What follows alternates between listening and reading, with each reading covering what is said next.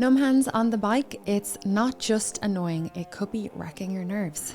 In this video, we're going to break down the real causes and the simple fix that will keep your grip strong and your cycling pain-free. Anthony, okay, let's crack straight in. I've heard that hand numbness on the bike is a sign of a bad bike fit. But what part of the fit is actually to blame?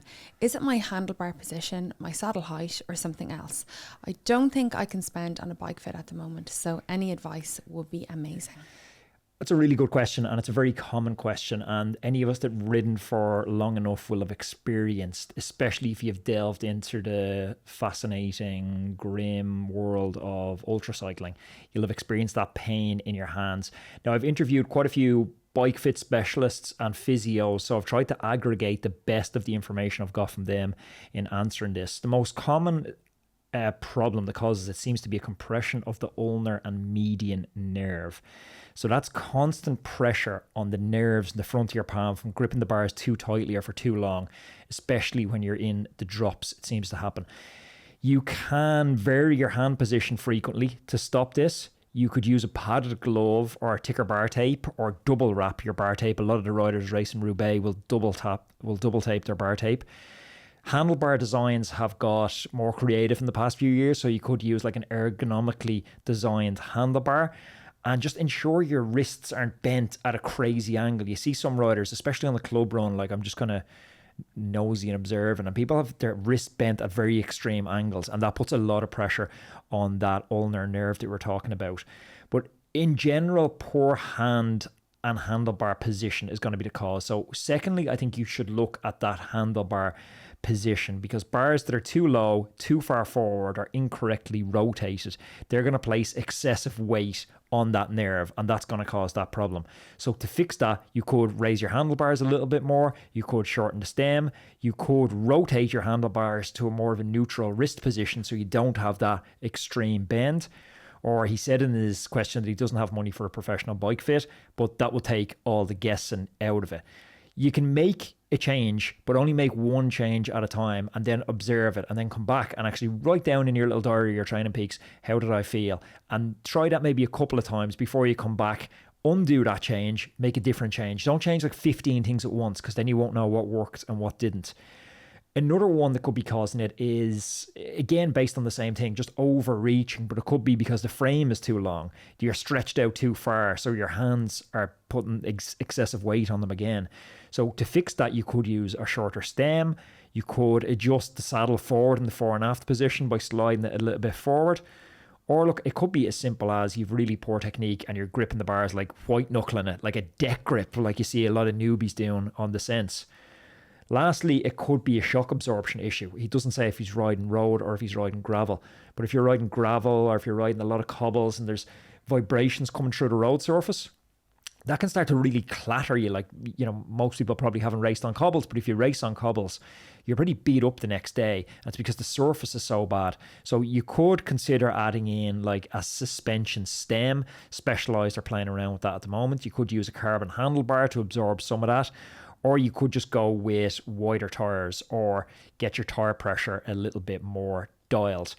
And as always, I'm going to plug our tire pressure calculator here. I'm going to leave the link for that below, because so many people are just riding around with the wrong tire pressure, perpetually riding around at the wrong tire pressure. Usually. So like, we got that tire pressure gauge when we were in Girona last time, and now I'm just addicted to, every time I'm going out, looking at the conditions, weighing my bike, weighing my system, putting it into the tire pressure calculator, and then actually using the digital like gauge to check it out, because most track pumps, like, their margin of error is huge, and it's the difference between like a bad ride and a good ride. It almost feels like you're eyeballing it a little bit, like, is the needle, it just doesn't feel very exact. That little piece of kit, I don't know, it's just kind of fun to use. Especially the Silka pump we have where the tire pressure gauge is at the bottom. You can't see it. I can't see it at all. It's mild. It's like 4 foot away from you.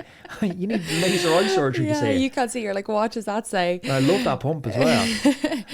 I think that's brilliant advice. Oh, I mean, I think, yeah, you've kind of focused on the handlebar there, but if you do have a really horrendous position on the bike, if your saddle height is wrong, if you've changed your crank lengths, like if you change your pedals, it's those 3 points of contact with the bike, isn't it? Like if your saddle height is wrong, you're probably going to be leaning more on your hands or less on your hands, or the pressure on your hands isn't going to be correct. So everything's not kind of running smooth. You're kind of overcompensating for other positions on the bike. Or even if your core strength isn't that good, if you're missing a bit of strength in your glutes, you could be leaning that little bit further forward and putting more pressure on your hands as well. Yeah, and that's interesting because that's why it manifests itself later in the ride when you do have that core stability starting to fail a little bit.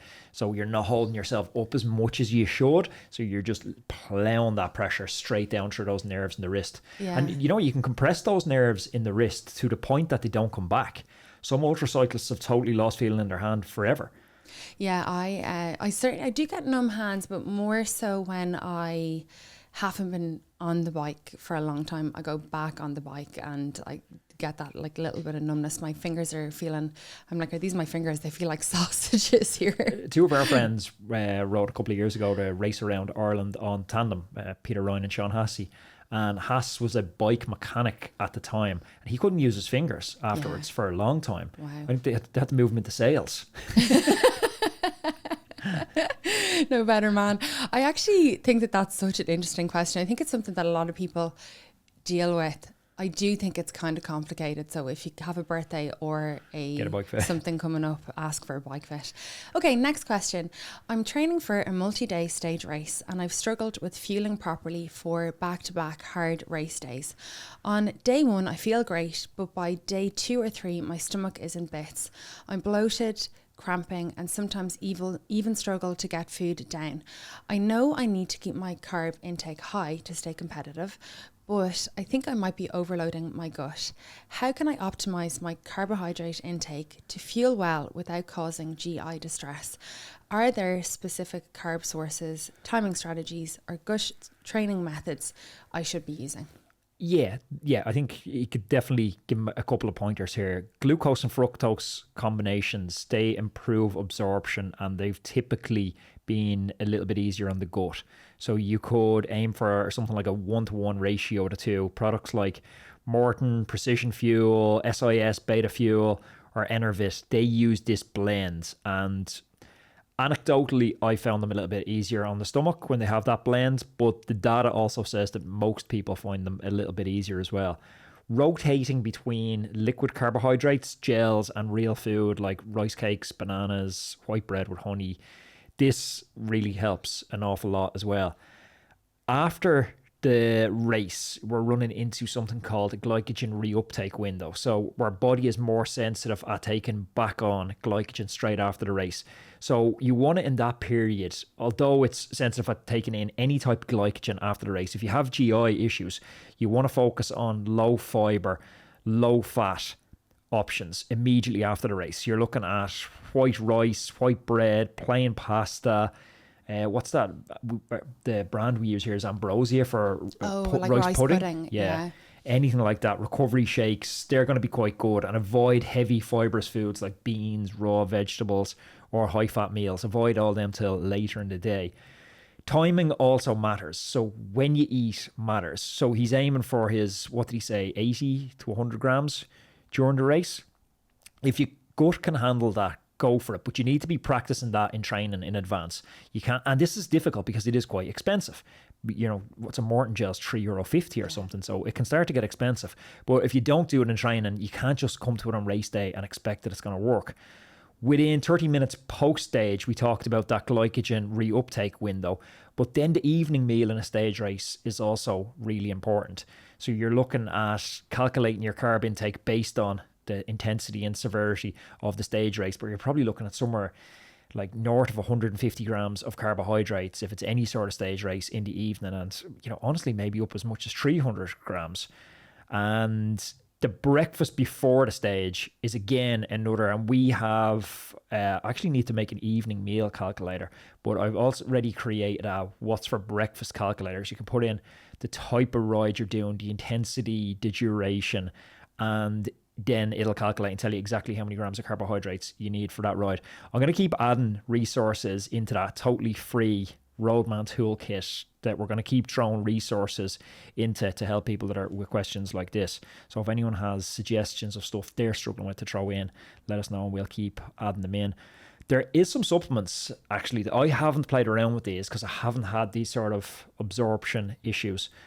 Probiotics and digestive enzymes, they may help the bloating and cramping. Electrolytes with sodium also help because dehydration and low sodium all contribute to GI issues, particularly when you're trying to absorb carbohydrates. And yeah, that's basically it for me. I think back to nearly the same advice on bike fitting. It is useful to have a diary to monitor what's worked and what hasn't, especially because it is quite complex when you're looking at different sources of carbohydrates and timing of carbohydrates versus the type of race you're doing. Because something might sit well for a criterium, but it mightn't sit well for an ultra endurance race. So just being a little bit dialed in and having the awareness to diary that, I think helps. Yeah, I think that's really good advice. I think as well, we had a really good nutritionist on the podcast a couple of months ago, Sharon Madigan. Yeah, she's brilliant. And she was kind of saying that, you know, sometimes you have to throw out everything that you should be doing for your body, 80% of the time. And when it comes to racing, you have to kind of turn that on its head a little bit. So, 9 times out of 10, having a healthy breakfast with protein, like oats with protein through it or eggs or something, that's kind of what you want to do to give your body nutrients. But on race day, and considering how your body reacts to these things, sometimes you just want simple carbs.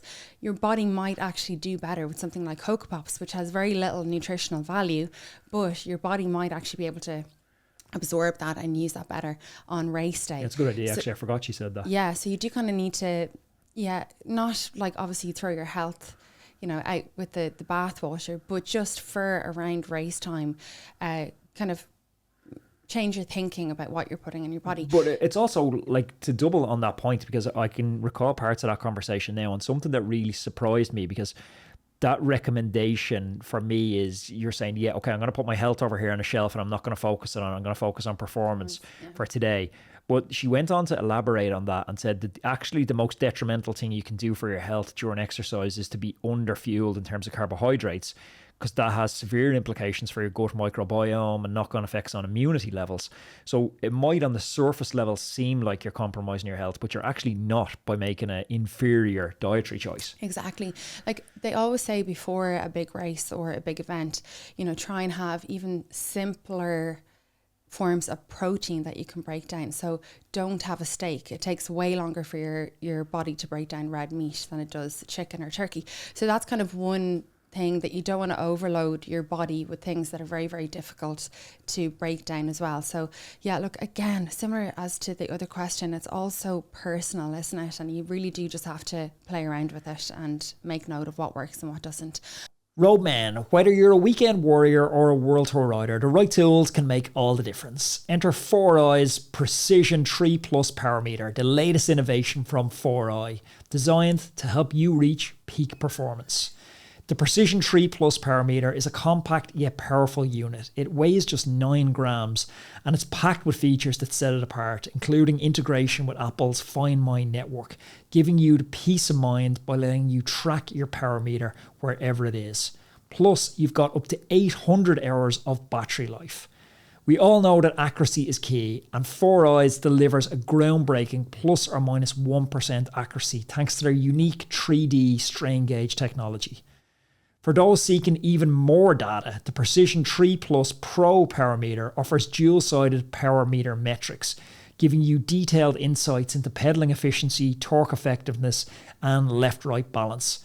4i's offers versatile product options to suit your needs. Choose from ride-ready power meters with pre-installed units on Shimano cranks, or up for factory-installed power meter, where you send in your crankset for a custom installation. Ready to elevate your cycling game? Trust 4i's Precision 3 Plus Power Meter. Precision, performance, and peace of mind all in one. Learn more by visiting 4iiii.com. That's 4iiii.com. I'm going to put that in the description down below. Okay, next question. Anthony, who's going to win Paris-Roubaix? Pogačar versus MVP?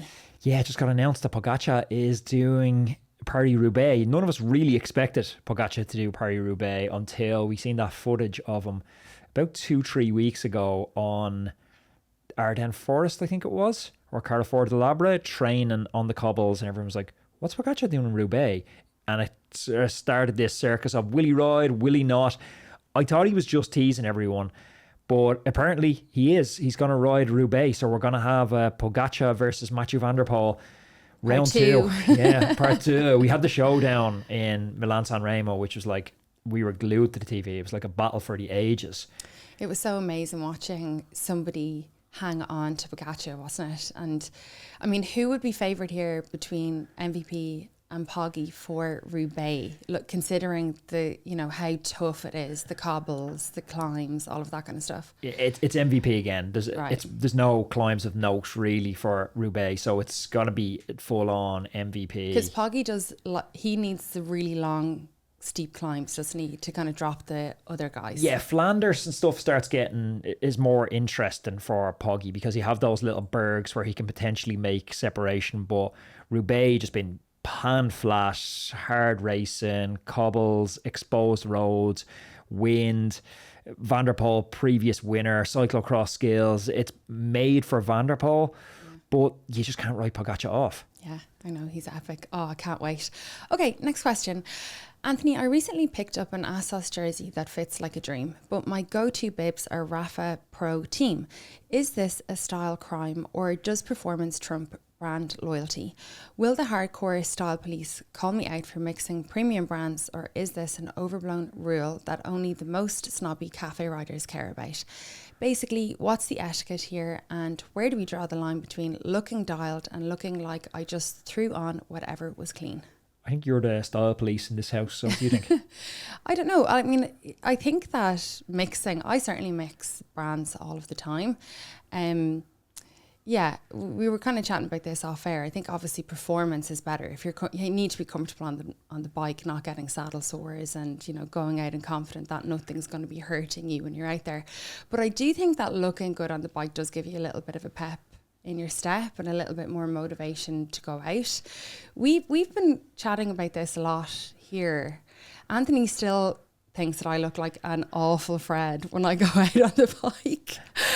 This is a new revelation for me, because he only kind of admitted this about 2 or 3 weeks ago. You're getting better. You're like, oh, Sarah, sometimes, yeah, I didn't want to say it, but you just look like a real But you know the way newbie. some people can get, now you're not fully in this category, but some people can have really nice bike, really nice kit, but somehow they make it look really bad. They wear the helmet and it's just crooked. The glasses are just on kind of sideways. The kit is like, not that it's not clean, but it just doesn't fit right, or it's baggy, it's badly or put loose. together. Yeah. So I don't think it's really as much about brands as it is about a little bit. Like if you took it out of the cycling world and into the fashion world, like you can tell walking down the street, like someone from France, they just look well put together. French, Italians.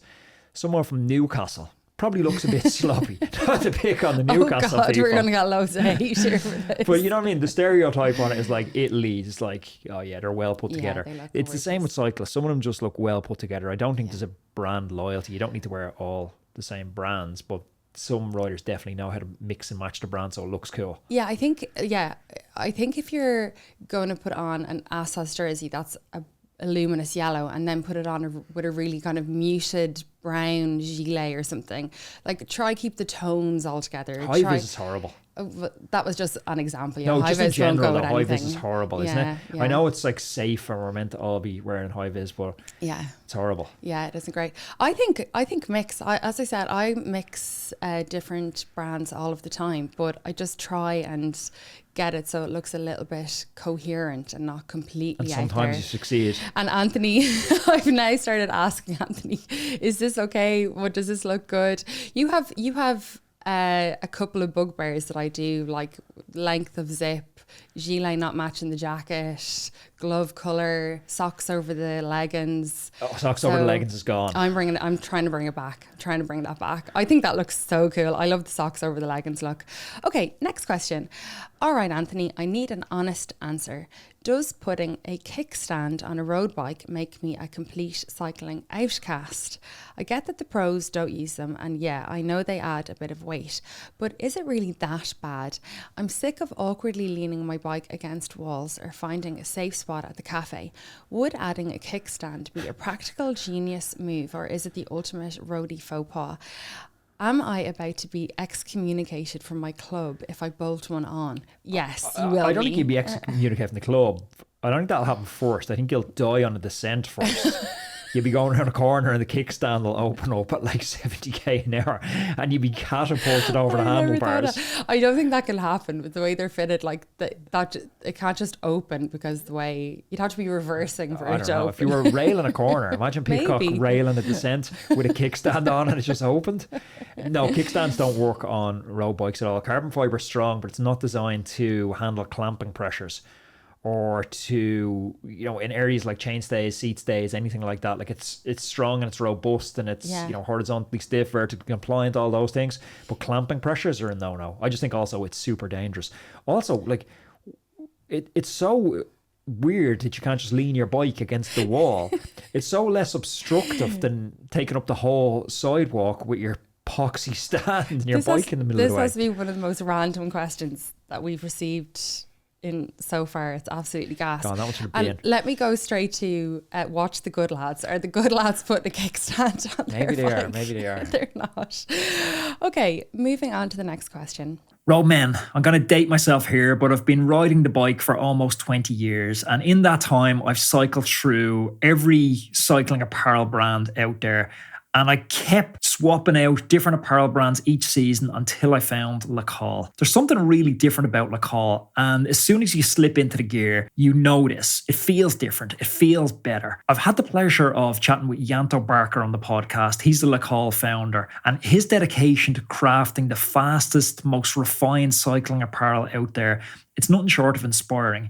Yanto isn't just trying to create gear. I get the feeling he's actively and obsessively trying to perfect cycling gear. Trust me, as soon as you slip on the Le Col kit, as soon as you zip up that jersey, you can feel that commitment. The proof for Le Col, it's in the pudding. This is the same kit that Jay Hindley wore when he clinched overall victory in the Giro d'Italia. There's a confidence that comes with wearing apparel that's been battle tested and podium proven in races like the Giro d'Italia. Trust me, feeling good on the bike means you're going to perform better. If you have a second, I highly advise you to jump on over to lacol.cc and check out their amazing range of kit and experience this feeling for yourself. Anthony, I'm not the strongest rider in the club and I'm never going to win races, but that doesn't mean my goals don't matter. I put in the work, I train, I push myself, but if it's not race results, it feels like no one in the club takes it seriously. I recently hit a huge personal milestone. My longest ever ride and a big climb I'd never managed before, and no one even acknowledged it. If I'd won a local crit, there'd be endless pats on the back. Why is it that club culture only seems to celebrate racing while the rest of us chasing our own goals get ignored? Am I just being overly sensitive, or is this a real thing? I'd say a little from column A, a little from column B. I think there's definitely like a visibility bias. Races are public, they're timed, and they're binary. So they're very easy to measure and they're very easy to celebrate. Also, there's a legacy mindset at play here. Many clubs were founded on racing routes. So culture follows legacy. And the currency in a lot of groups, the hierarchy is based on performances within races. So that becomes kind of the default currency within groups. So I think all that being said, it means he's not really kind of imagining it. But something we've kind of also talked about before is no one really cares that much about anyone else's goals. Like they say they do, but everyone, especially athletes, are so self-interested and so self-motivated. Nobody's really celebrating someone else's goals too much. And this is why I think the main advantage of having a coach, because your coach is, yeah, it's a monetary relationship, but the exchange of value is they're going to give you coaching information, but they're a person in your corner who cares as much about your goal as you do. Because your partner, your children, your club mates, no one's going to care about that as much as you do unless you pay someone to care. Oh, I couldn't agree more. I also think that you should be looking for this it's the internal journey rather than external validation. That's kind of, I mean, this year I have set myself some really, really massive goals, and I've been off the bike for about 3.5 weeks now with a knee injury, and I'm stressing out and worried, and it's constantly in my mind, and you know, no one else gives a shit. No one even cares that I'm really doing Badlands. I'm sure they're kind of like watching the journey and a little bit of a like, oh, how's she going to get on? But no one is as obsessed with the journey or the event or how I get on or my results or my feelings during it as myself. And you have to kind of really remind yourself of that as well. It's like, how do you know that somebody's run a marathon? They'll tell you, you know what I mean? It's like, don't become that boring person that makes it all about you. What I would say to this person is, how are you at giving praise to other people within your group that haven't hit a huge personal milestone, that have just managed to hold on at the back of the group on the Saturday spin? Or Joe, so if you start to praise people within the group for their milestones, maybe that will be reciprocated back. Like, so create the culture if it doesn't exist. Exactly. Create the culture and kind of... I think that's good advice. And then also maybe just get some more cycling buddies who are into the things that you are. So like the sportifs, those big days out, and then kind of have a group of friends there with you that really appreciate those big wins that you have in your head. That's good.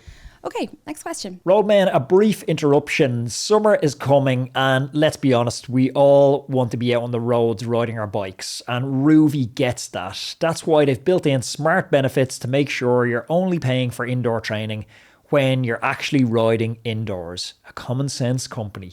Instead of cancelling, just pause your subscription for up to 180 days a year, and you'll keep your account. You even get 20 kilometers free each month, and you can grab a daily pass whenever you need it. Ride outside all summer and then jump back in when the weather turns again. And if you want the best value for money, a yearly plan saves you 16%, and you still get the flexibility to pause or split the cost with a duo or group plan, because let's face it, suffering through intervals, it's always better when you rope a mate into it. And the longer you stick around with Rouvy, the cheaper it gets. Stay subscribed and you could save up to 24% off your plan. Train when it suits you. Save while you do it. Head over to rouvy.com and use the code ROADMAN1M for 1 month free. That's ROADMAN, numerical 1, and then M for Michael for 1 month free. Anthony, I've noticed some people wait until the perfect conditions to attempt a KOM. There's a tailwind, it's a group ride, and maybe even motor pacing. Is that fair game, or should KOMs only count when it's a level playing field? Let me just explain what a KOM is for people who don't know and who aren't STRAVA junkies. But a KOM basically is King of the Mountain, and it's a segment, isn't it? It's fastest time up a climb. Fastest time up a climb, exactly. Like, yeah, you're talking about the people, the wait for the perfect conditions, the sane people. It's a timed record. Like, why would you try and do a time record into a headwind? You're obviously going to do it into a tailwind. If you can spring out of a group and do it, brilliant. A lot of the KOMs are set in races, out on group rides.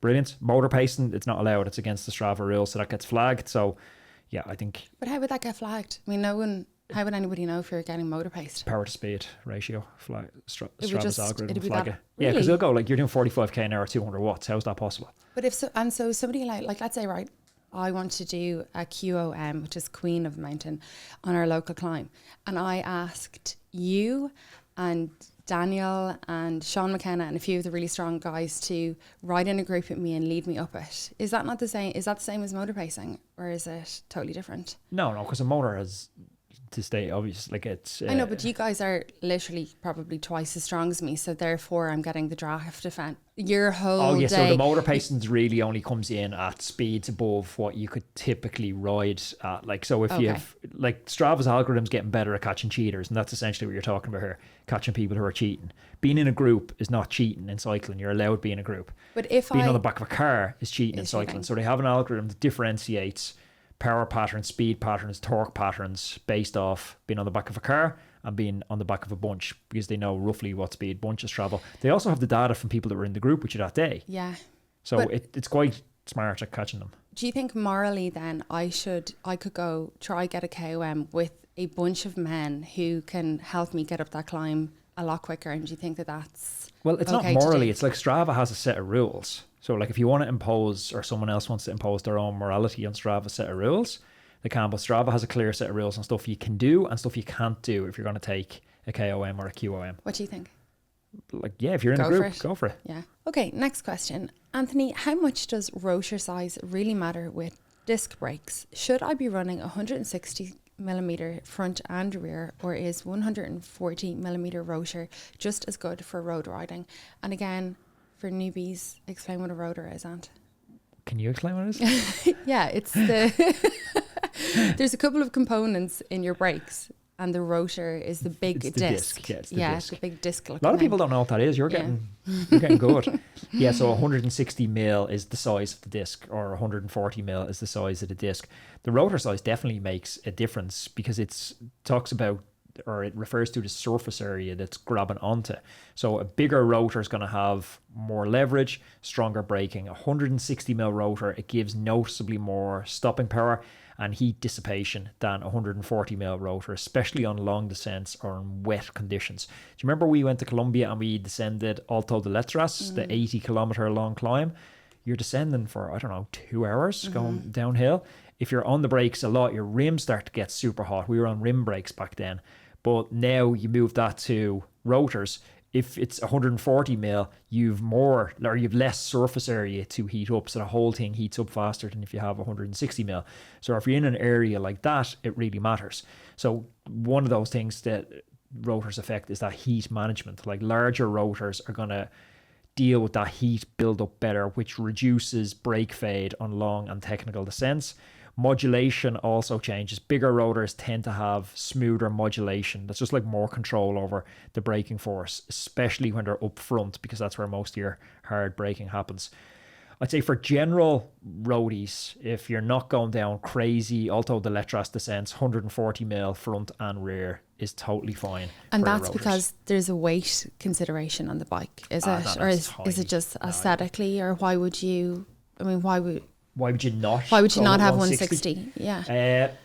There's a tiny weight component. There's probably a small aero component as well, but it's just, I think, because it's unnecessary. They just come as standard. Because I guess you could extend that rationale. I don't have a good answer for it as to why 160 then and why not 190 or 200. I don't know why they've picked those, but 140 seems to be totally adequate for road ride and road descents, unless you're like crazy mountainous descents like we talked about, or you're a heavier rider, or you're a super aggressive descender, which hopefully you're not in that bracket because you're going to have a short life.